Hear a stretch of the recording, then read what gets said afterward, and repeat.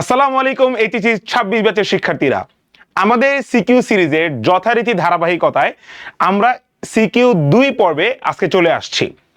আমরা আজকে share issue অধ্যায়টা নিয়ে, যেটার নাম হচ্ছে যৌথ মূলধনী কোম্পানির মূলধন, আমাদের দ্বিতীয় পত্রের অন্যতম সহজ এবং গুরুত্বপূর্ণ একটা অধ্যায়, এবং এইটার কিছু জটিল আমরা সিকিউ নিয়ে আজকে আমরা আলোচনা করব। তো তোমরা দেখতে পাচ্ছ আমরা ঢাকা বোর্ড 23-এর একটা সিকিউ নিয়ে আসছি এবং এই সিকিউটা আমরা ফার্স্টে পড়ব। তো এখানে বলা হয়েছে সুরমা কোম্পানি লিমিটেড প্রতিটি 10 টাকা মূল্যের 80,000 শেয়ারে বিভক্ত 8 লাখ টাকা অনুমোদিত মূলধন নিয়ে নিবন্ধিত হয়। সো অলওয়েজ মনে রাখতে হবে আমাদের এই নিবন্ধিত যে মূলধনটা সেটাকে বলা হয় অনুমোদিত মূলধন।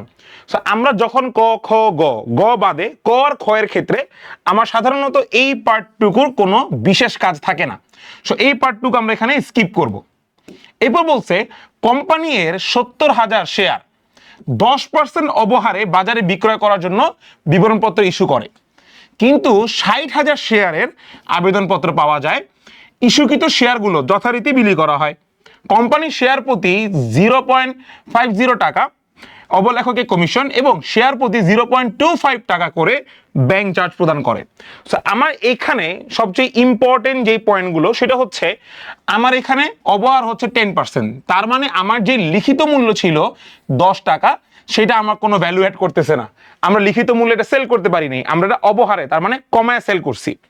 দ্বিতীয়ত হচ্ছে আমার এখানে আবেদন জানায় হচ্ছে 70,000 শেয়ার, কিন্তু দুঃখজনকভাবে আমরা যখন সাধারণত ম্যাথ করি তখন দেখা যায় আমাদের 70,000 যদি আমরা ইস্যু করি আমাদের 80,000 বা 90,000 পর্যন্ত কিন্তু আবেদন আসে, কিন্তু এই ম্যাথে আমাদের আবেদনের পরিমাণটা কম, 60,000 আবেদন পত্র পাওয়া যায়। তার মানে এখানে যেহেতু কম আবেদন পত্র পাওয়া গেছে তার মানে আমার যে শেয়ারটা ফেরত দিতে হয়। অনেক সময় কি হয় যে আমরা আবেদনের সময় লিখি যেহেতু আমাদের বেশি আবেদন পড়ছে, আমরা আবেদন পাইছি হচ্ছে মনে করো 90,000, কিন্তু আমি বিলি করতে পারবো হচ্ছে 70,000 পর্যন্ত। তো তখন কি করি, বাকি 20,000 শেয়ারের টাকাটা আমরা ফেরত দিয়ে দিই। যেহেতু এখানে আমার আবেদনটাই কম পড়ছে তার মানে যতটুকু বিলি করব বা আমার ক্যাপাসিটি তার চেয়ে কমই আবেদন পড়ছে, তার মানে আমাকে এখানে ফেরত দেওয়ার কিছু নাই। এরপর বলছে আমাদের কোম্পানির শেয়ার প্রতি একটা খরচ আছে যেটা আমার অবলেখকের কমিশন বাবদ এবং ব্যাংক চার্জ বাবদ। এবার ক নাম্বার প্রশ্নে কি বসে পড়ো, বলছে অবলেখকের কমিশন ও ব্যাংক চার্জের পরিমাণ নির্ণয় করো। ভাইয়া আমরা ইউজুয়ালি 2-3টা অঙ্কে একটু ছাড় পাই, যেখানে আমাদের হিসাব বিজ্ঞানে গতানুগতিক ছক করতে হয় না। সো এই শেয়ার ইস্যুটাও হচ্ছে ঠিক একই ক্যাটাগরি, আমাকে এখানে যে গতানুগতিক ছক সেটা আসলে করতে হচ্ছে না। ওকে, সো ক নাম্বারে দেখো, ক নাম্বারে তোমরা ছক করেও করতে পারো, ছক ছাড়াও করতে পারো, কিন্তু ভাইয়া সাজেস্ট করবে ছক ছাড়াই করো, প্যারানোর কিছু নেই, এখানে ছক ছাড়া করলে তোমাকে নাম্বার কাটবে না। ওকে, তাহলে আমরা শুরু করি। আমাদের বলছে অবলেখকের কমিশন, তাহলে প্রথমে আসতেছে হচ্ছে অবলেখকের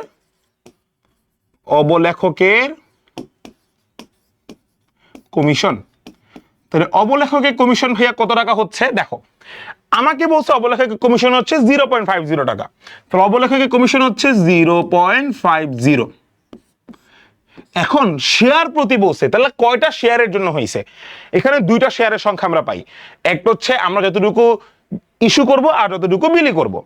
অলওয়েজ রিমেম্বার, শুধু অবলেখকের কমিশন বললে কথা না, অবলেখকের কমিশন হইতে পারে, আজকে ব্যাংক চার্জ হইতে পারে, কিংবা আজকে ধরো তোমরা যদি বলি শেয়ার মূলধনের ক্ষেত্রে কিছু কিছু জায়গায় আমাদের অলওয়েজ কনসিডার যতটুকু বিলি করতে পারছি, কতটুকু ইস্যু করছি, কতটা আবেদন পাইছি, ডাজেন্ট ম্যাটার, যতটুকু আমি বিলি করছি। এখন এই বিলিকৃত শেয়ারের সংখ্যা অনেক সময় আবেদনকৃত শেয়ারের সংখ্যার মতো, কিংবা অনেক সময় আমাদের যতটুকু আমি করতেছি, যতটুকু আবেদন পাইছি ততটুকু সমান হয়ে যায়।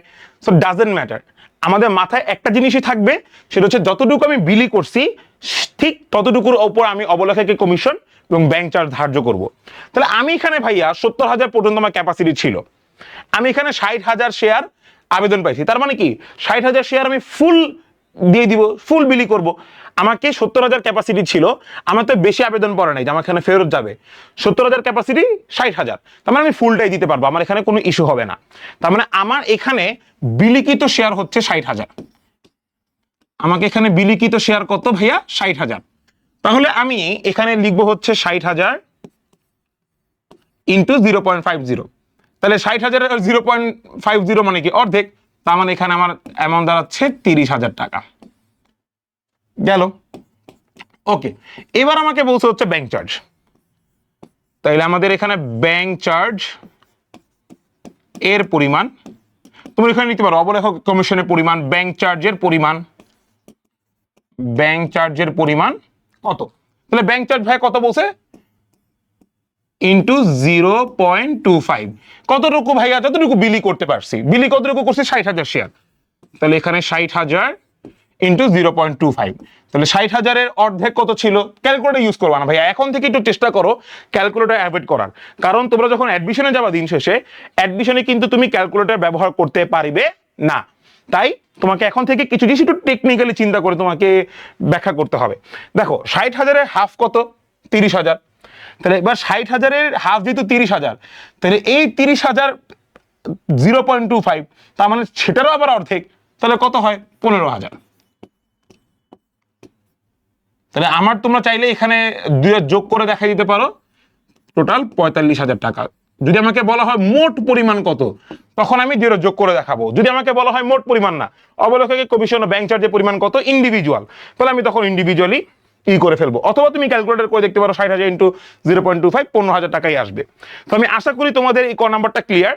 আবারও বলে দিচ্ছি, ছক কাটতে হবে না, তুমি ডিরেক্ট এভাবে করলেও সারা তোমাকে ফুল নাম্বার দিবে। এই ধরনের জায়গায় ছকটা তোমার মৌকুফ আছে। ওকে, এবার 2 নম্বর প্রশ্নটা দেখি। 2 নম্বর প্রশ্নে বলছে ভাইয়া জাবেদা দাও। এইটা আমাদের মাথায় একটু অনেক সময় ঝামেলা হয়, ভাইয়া জাবেদা যে বলছে ব্যাখ্যা দিতে হবে, হবে নাকি হবে না। মনে রাখবা, জাবেদার কথা বললে অলওয়েজ ব্যাখ্যা দিতে হবে, অলওয়েজ। নাহলে স্যার এখানে তোমাকে 1 নাম্বার চাইলে বা হাফ নাম্বার চাইলে কাটতে পারবে। কিন্তু যদি জাবেদায় বলে দেয় ব্যাখ্যা ব্যতীত, তার মানে ব্যাখ্যা দেওয়া লাগবে না, তখন এই ব্যাখ্যা ব্যতীত যদি উল্লেখ থাকে, তখন তোমার সেখানে ব্যাখ্যা দেওয়া লাগবে না। সো আমার এটা হচ্ছে খ নাম্বার ম্যাথ। সো জাবেদা, তো আমরা জাবেদার জন্য একটা ছক কাটবো।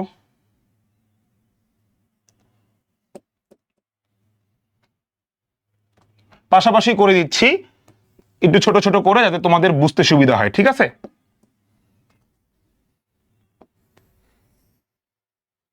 তারিখ,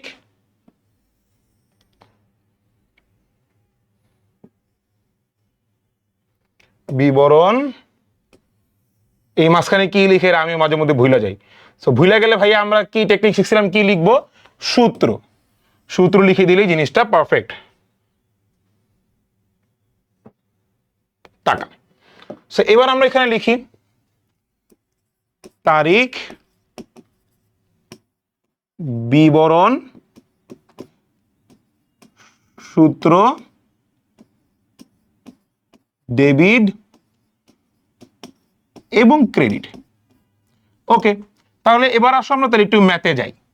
আমরা জানি যে শেয়ার ইস্যুর ক্ষেত্রে 3 ধরনের জাবেদা ফিক্সড। একটা হচ্ছে আবেদনের জাবেদা, 2 নম্বরটা হচ্ছে শেয়ার প্রদানের জাবেদা বা বিলিখিত শেয়ারের জাবেদা, 3 হচ্ছে এক্সেস যদি হয় তাহলে আমার অতিরিক্তটা ফেরতের জাবেদা। এই 3টা জিনিস ফিক্সড। এরপর 4 নম্বরে থাকে অনেক সময় যন্ত্রপাতি কিনি বা আসবাবপত্র কিনি কিংবা অবলেখের কমিশন, ব্যাংক চার্জ যেগুলো থাকে, সেটা হচ্ছে 4 নম্বর জাবেদা। এই 3টা জাবেদা ফিক্সড। একটা হচ্ছে আবেদনের, 2 নম্বর হচ্ছে বিলিকৃত, 3 নম্বর হচ্ছে ফেরত। সো ভাইয়া এখানে আমি আবেদনের জাবেদা পাইছি 60,000 শেয়ার, আমার এখানে বিলিকৃত 60,000, কিন্তু এখানে আমাকে ফেরতের কিছু নাই, কারণ যদি 70,000-কে এক্সিড করতো, 80,000 আবেদন পড়ছে, তখন আমি 10,000টা ফেরতে আনতাম। কিন্তু আমাকে এই 70,000 যে মার্জিন নাম্বার, সেটা আমাকে এক্সিড করে নেই। দ্যাট ইজ ওয়াই আমি এখানে ফেরতের কোনো জাবেদা আসবে না। সো ভাইয়া ফার্স্টে আমি লিখবো কি, আবেদনের জাবেদা। আমরা আবেদনের জাবেদা কি জানি, আবেদন যেহেতু দায়, তাহলে আমার আবেদন করলে আমার ব্যাংকে টাকা বাড়তেছে, তাহলে লিখবো হচ্ছে ব্যাংক হিসাব ডেবিট, এরপর লিখবো হচ্ছে শেয়ার আবেদন হিসাব ক্রেডিট, শেয়ার আবেদন হিসাব ক্রেডিট। এবার হচ্ছে টাকার পরিমাণটা কত লিখবো। ভাইয়া দেখো, আমি সাধারণত আমার শিক্ষার্থীদেরকে বলে দেই যে টাকার পরিমাণটা তোমাকে এখানে ক্যালকুলেশনে দেখাই দিলে হচ্ছে। এখানে অলওয়েজ ক্যালকুলেশনে এই জায়গায় একটা ছোট করে টাকার পরিমাণটা দেখাই দিবা। যেরকম তোমাকে এখানে বসে আমি কতটুকু আবেদন পড়ছে 60,000 শেয়ারের, আমার কয় টাকা আবেদন পড়ছে, 10 টাকার 10% অবহারে। তাহলে ভাইয়া 10 টাকা থেকে আমার 10 টাকার 10% অবহারটা বাদ দিব। তাহলে ভাইয়া 10 টাকার 10% কত হয়, 1 টাকা। তাহলে 10 টাকা থেকে যদি আমি 1 টাকা বাদ দিই, তাহলে কত টাকা থাকে, আলটিমেটলি 9 টাকা। তার মানে আমার পুরো ম্যাথটা হবে 9 টাকার উপর ডিপেন্ড করে। অবহারে বলছে, অবহার মানে হচ্ছে কমা, আমি আমার লিখিত মূল্য 10 টাকা, তার চেয়ে কম মূল্যে সেল করতেছি, অবহার বলা হয় এটাকে। লিখিত মূল্য 10 টাকা, তার চেয়ে বেশি মূল্যে শেষ করলে সেটাকে বলা হয় অধিহার। সো আমি এখানে অবহারে সেল করতেছি, তাহলে আবেদন করছে 60,000, 60,000 ইন্টু 9, ঠিক আছে, অবহারে আমি সব টাকা পাইছি। তাহলে কত হয়? 6 নং 54, 5,40,000। এখানেও 5,40,000 গেল। আমার এখানে ম্যাথ শেষ। ওকে, এবার 2 নাম্বার জাবেদাটা কি? বিলি করার জাবেদা। বিলি করার ক্ষেত্রে সাধারণত আমার দুইটা জিনিস মাথায় রাখতে হয়। এক, যখন আমি বিলি করতেছি তখন দায় কমতেছে, কারণ আমি যখন তার কাছ থেকে ফার্স্টে যখন আমি টাকা নিছিলাম, তারা যখন ফার্স্টে আবেদন করছে আমি তাদেরকে শেয়ার দিই নাই, তারা আবেদন করছে টাকা দিয়ে, তো ব্যাংকিং হিসাব বাড়ছে, আর যেহেতু তাদেরকে শেয়ার দিই নাই আমার দায় বাড়ছে, শেয়ার আবেদন ক্রেডিট। কিন্তু যখন তাদেরকে আমি শেয়ারটা প্রদান করতেছি তখন কি হচ্ছে? দায়টা কমতেছে, কারণ আমার তাদেরকে শেয়ারটা প্রদান করার কথা ছিল, করে নিয়ে দেখা প্রথম জাবেদায় দায় বাড়ছে, কিন্তু দ্বিতীয় জাবেদায় তো প্রদান করে ফেলছি, তখন তোমার দায়টা কমবে। তাই দায় কমলে দায়টা ডেবিট হয়, তাই আমরা লিখবো হচ্ছে শেয়ার আবেদন হিসাব ডেবিট। ঠিক আছে, আমি আগে জাবেদাটা লিখে নিই, ক্যালকুলেশন পরে দেখাচ্ছি। এরপর যেহেতু আমি তাদেরকে প্রদান করছি, আমার শেয়ার মূলধন বাড়ছে, যেহেতু শেয়ার প্রদান করছি তাদেরকে, আমার শেয়ার মূলধন বাড়ছে, তাই শেয়ার মূলধন হিসাব ক্রেডিট, শেয়ার মূলধন হিসাব ক্রেডিট। এইবার অবহার নিয়ে একটা প্রশ্ন থাকে যে ভাইয়া অবহার জিনিসটা বা অধিহার জিনিসটা এই জাবেদায় আসবে কিনা? অবভিয়াসলি আসবে। অবহার হচ্ছে যেই টাকাটা আসলে তুমি কম পাইছো, কিন্তু তোমাকে তো আলটিমেটলি 10 টাকা মূল্যই দেখাইতে হবে। সো 1 টাকা যেহেতু কম টাকায় তুমি মানুষের কাছ থেকে কিনছো, ওই 1 টাকা ভর্তুকিটাকে কোম্পানি দিবে। So it is a one kind of expense আমাদের জন্য, বা ক্ষতি বলতে পারো। দ্যাট ইজ ওয়াই আমরা অবহার হইলে ডেবিট দেখাই। আর যদি অধিহার হয়, তার মানে কি অতিরিক্ত টাকায় কিনতেছো, তোমার লিখিত মূল্য তো 10 টাকা, তুমি 12 টাকায় কিনতেছো, তার মানে কি 2 টাকা তুমি এক্সট্রা লাভে কিনতেছো। It is one kind of আয় বা লাভ তোমার জন্য। তাই অবহার হইলে আমি অলওয়েজ ডেবিট দেখাবো। তাই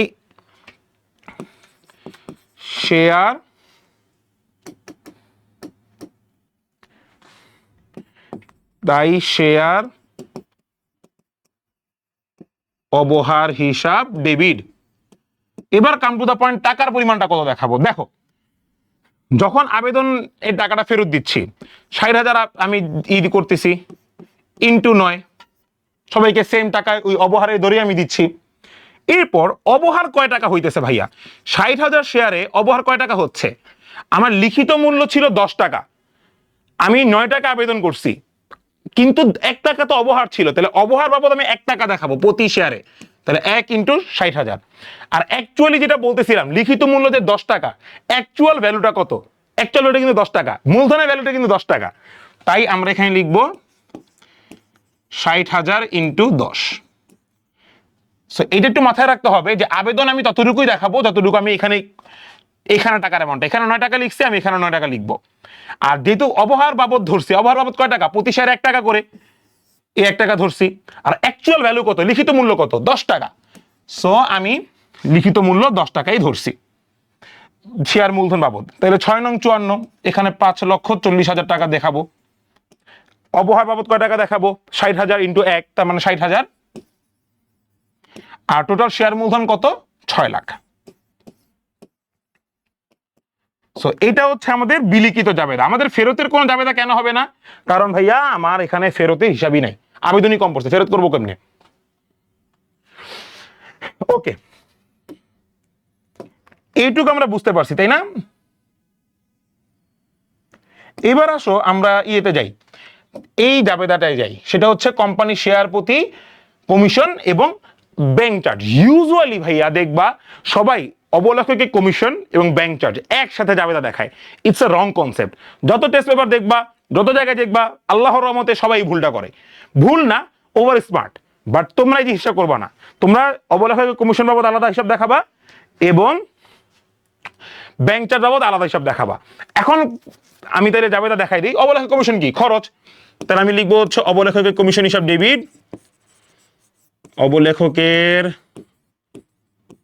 কমিশন হিসাব ডেবিট, ব্যাংক হিসাব ক্রেডিট। কেন ভাইয়া ব্যাংক হিসাব করলাম? কারণ তাকে শেয়ারে দিচ্ছি, তাকে কিসে দিচ্ছি ভাইয়া? আমি শেয়ারে টাকাটা প্রদান করতেছি। এখন শেয়ারে যদি টাকা প্রদান করা হয়, আলটিমেটলি তাকে ট্রানজেকশনটা কেমনে করবো? শেয়ারে ট্রানজেকশনটা কেমনে হয়? ব্যাংকের মাধ্যমে হয়। দ্যাট ইজ ওয়াই ব্যাংক হিসাব লিখছি। কিন্তু যদি আমাকে শেয়ারে কথা বলা না থাকতো, ডিরেক্ট টাকা দেওয়া থাকতো, তখন আমি নগদান হিসাব লিখতাম। আর ব্যাংক চার্জ হিসাব ডেবিট, ব্যাংক চার্জও তো এক প্রকার খরচ। ব্যাংক চার্জ হিসাব ডেবিট, ব্যাংক হিসাব ক্রেডিট। এবার আসো টাকার পরিমাণ কত লিখবো আমরা? অবলেখক কমিশন আমরা জানি কত ছিল, 60,000 ইন্টু 0.50। আর ব্যাংক চার্জ কত ছিল? 60,000 ইন্টু 0.25। তাহলে আমরা ক নাম্বারে কিন্তু অলরেডি বের করে আসছি। তাহলে অবলেখক কমিশন ছিল 30,000 আর ব্যাংক চার্জ ছিল 15,000। That's it. অনেকে এই হচ্ছে আমাদের জাবেদার ক্রাইটেরিয়া। অনেকে জাবেদা শেষে যোগফল দেখায়, বাট আমরা যোগফলে যাব না। এটা নিয়ম না আসলে। জাবেদার যোগফল দেখানো যায়, বাট তোমরা যোগফলে যাবা না, ঠিক আছে? এটা এক একটা স্যারের এক একটা মতামত থাকে।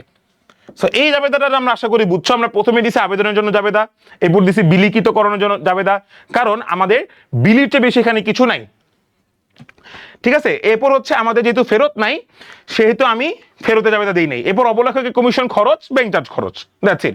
এবার আমরা আসবো লাস্ট আমাদের গ নাম্বারে। গ নাম্বারে কি বলছে দেখো, কোম্পানি আর্থিক অবস্থার বিবরণী তৈরি করো। তার মানে আমাদের যে সকল আইটেমগুলো আমরা লিখছি সেগুলো আর্থিক অবস্থার বিবরণীতে ইম্প্যাক্ট ফেলে। সো এবার আমরা এবার আর্থিক অবস্থার বিবরণী দেখি। আর্থিক অবস্থার বিবরণীতে কই কই ইম্প্যাক্ট ফেলে এটা। আচ্ছা, আমরা আর্থিক অবস্থা বিবরণীতে আমরা নতুন পেজে যাই। হ্যাঁ, তাহলে তোমাদের জন্য জিনিসটা করতে সুবিধা হবে। দেখো, ফার্স্টে আর্থিক বিবরণী ছক কাটতে হবে, তো এটা তো আমরা সবাই জানি।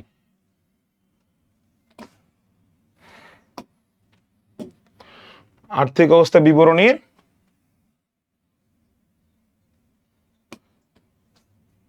ছক কাটতে হবে। ছকটা কি লিখি ভাইয়া? বিবরণ, টাকা,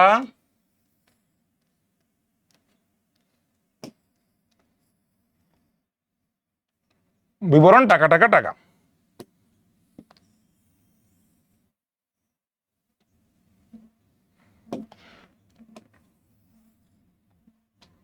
ঠিক আছে, তাহলে আমাদের এইভাবে হচ্ছে বিবরণ, টাকা টাকা টাকা। ওকে, উপরে লিখবো কি? আমরা ইউজুয়ালি জানি উপরে আমরা লিখবো কোম্পানির নাম। কোম্পানির নাম লিখে লিখবো আর্থিক অবস্থা বিবরণী। এরপর লিখবো 2016 সাল বা যেই সাল দেওয়া থাকে সেই সালের 31 ডিসেম্বর সমাপ্ত বছরের জন্য। ওটা তো আমরা লিখবোই, ওটা তোমাদেরকে বলে রাখলাম। টাকা টাকা টাকা। এইবার আমি তোমাদেরকে একটু দুইটা জিনিস বলি। আমি জাবেদা দেখেই আলটিমেটলি রিয়েলাইজ করতে পারবো। দেখো, প্রথম, সম্পদের আন্ডারে একটা জিনিস এখানে যায়, সেটা হচ্ছে শেয়ার অবহার। একটা হচ্ছে শেয়ার অবহার। এখন শেয়ার অবহার কোন হিসাবে যায়? সেটাকে আমরা অলিক সম্পদ, অন্যান্য সম্পদ, প্রাথমিক খরচাবলী যে কোনো একটা হিসাবে লিখতে পারি। যেটা এটা আসলে এভাবেই না যে ভাইয়া প্রাথমিক খরচাবলী লিখতে হবে, এরকম না। এখানে তোমার অলিক সম্পদ লিখতে হবে, তুমি এটা যে কোনো হিসাবে লিখতে পারো, বা অন্যান্য সম্পদেও লিখতে পারো, ঠিক আছে? সম্পদের আন্ডারে খেলে একটাই যায়। এরপর দায় ও মালিকানা সত্ত্বের মধ্যে আমরা কি কি আনি? এক নাম্বার আনি হচ্ছে অনুমোদিত মূলধন। এক নাম্বার হচ্ছে অনুমোদিত মূলধন। দুই নাম্বার আনি হচ্ছে ইস্যুকৃত, বিলিখিত, আদায়কৃত। ইস্যু, বিলিখিত ও আদায়কৃত। তিন নাম্বারে আমরা কি আনি? আর আমাদের এখানে অবলেখকের কমিশন বা ব্যাংক চার্জ ইউজুয়ালি আমরা আনি না, হিসাবে হইলে আমাদের আনা যেতে পারে। কিন্তু তিন নাম্বারে আমাদের অনেক সময় শেয়ার অধিহার যায়। আমাদের শেয়ার অধিহারটা যায়। শেয়ার অধিহার ইউজুয়ালি আমরা ইয়েতে আনি ভাইয়া, আমরা সঞ্চিতি উদ্বৃত্তিতে আনি, ঠিক আছে? আমাকে এখানে সঞ্চিতি উদ্বৃত্ত নাই, আমরা এখানে ওটা লিখবো না। শেয়ার অধিহারটা আমরা সঞ্চিতি উদ্বৃত্তে মালিকানা সত্ত্বের মধ্যে আনি।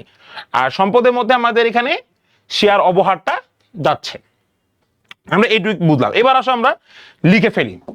ফার্স্টেই আমরা লিখবো হচ্ছে সম্পদ সমূহ। ফার্স্টে লিখবো এখানে হচ্ছে সম্পদ সমূহ। সম্পদ সমূহের মধ্যে আমরা এখানে লিখবো অন্যান্য সম্পদ। আমি সেফ মার্জিনে খেলি, এখানে অন্যান্য সম্পদ, বিলম্বিত বিজ্ঞাপন এগুলো লিখতে পারো, তোমাদের ইচ্ছা। অন্যান্য সম্পদ, অন্যান্য সম্পদের মধ্যে আছে শেয়ার অবহার।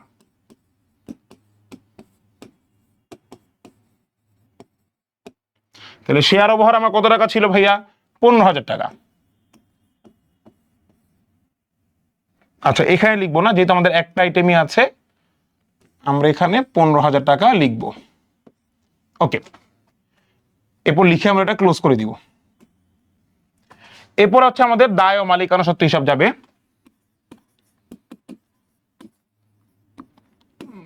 দায় ও মালিকানা সত্ত্ব, দায় মালিকানা সত্ত্বের মধ্যে ফার্স্টেই যাবে হচ্ছে এই সিস্টেমটা ফলো করবা ভাইয়া, যেইভাবে লিখে দিচ্ছি এইভাবে লিখবা। অনুমোদিত মূলধন, অনুমোদিত মূলধন লিখে তোমরা এখানে লিখবা প্রতিটি 10 টাকা দরে, আমরা এখানে কি লিখছিলাম? আমরা এখানে ছিলাম হচ্ছে প্রতিটি 10 টাকা দরে 80,000 শেয়ার। আমরা এখানে লিখবো প্রতিটি 10 টাকা দরে 80,000 শেয়ার। তাহলে 10 টাকা দরে 80,000 শেয়ার কয় টাকা হয়? 8 লাখ টাকা। আমরা এখানে 8 লাখ টাকা লিখে ইনার কলামটা ক্লোজ করে দিব। এইটা ফিক্সড। অনুমোদিত মূলধন এটা তোমার ফিক্স রাখতে হবে, প্রতিটি 10 টাকা দরে 80,000 শেয়ার 8 লাখ টাকা, এটা ফিক্সড। ওকে, এরপর আমাদের 2 নাম্বারটা আসবে হচ্ছে ইস্যুকৃত, বিলিখিত, আদায়কৃত। ইস্যুকৃত, বিলিকৃত ও আদায়কৃত। এখানে লিখবো হচ্ছে প্রতিটি 10 টাকা দরে 70,000 শেয়ার, মনে কয় হাজার শেয়ার আমরা পাইছিলাম? 60,000 শেয়ার পাইছিলাম, 60,000 শেয়ার আমরা বিলি করছি, তাহলে এখানে 60,000 লিখবো।